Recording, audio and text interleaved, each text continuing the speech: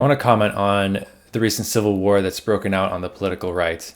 Recently, Tucker Carlson had on Nick Fuentes. He's a controversial far-right figure.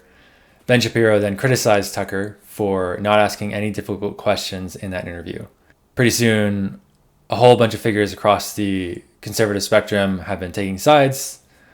Other figures like Matt Walsh have been calling for peace, calling for unity on the right.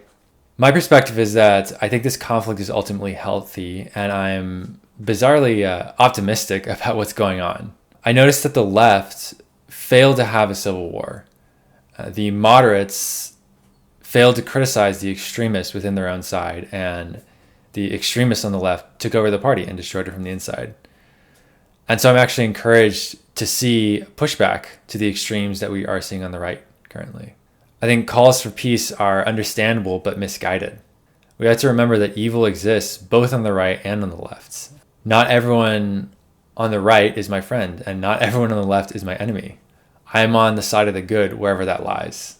I think it's a mistake to say that this conflict is just about Israel. The sides do generally line up with pro-Israel, anti-Israel. But I don't think that's what this conflict is about. I welcome criticism of the U.S. Involvement with Israel, support for Israel. I think what we're seeing is genuine evil far beyond the Israel issue on the right.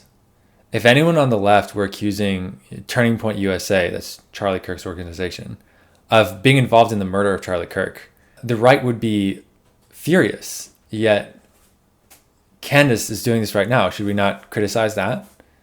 And if Tucker had interviewed Kamala or AOC and asked zero difficult questions, wouldn't he get criticized? I think we're seeing genuine evil on the right now, and I think it deserves to be opposed. It deserves to be criticized. I was thinking of a verse in Ecclesiastes that says, there's a time to plant and a time to uproot. I think now is a time to uproot. What I've seen recently is that evil is being exposed and unmasked on the right the same way that it has on the left.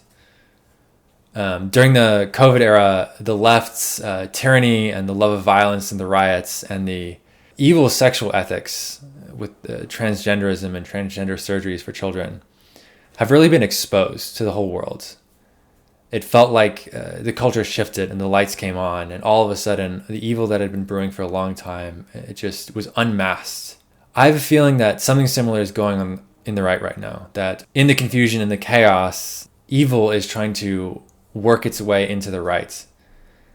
And I'm actually encouraged to see pushback against it from within the right. And I have a feeling that something similar is going to happen, that there's going to be a moment where things shift and the lights come on and people realize the evil that's been promoted by certain figures on the right.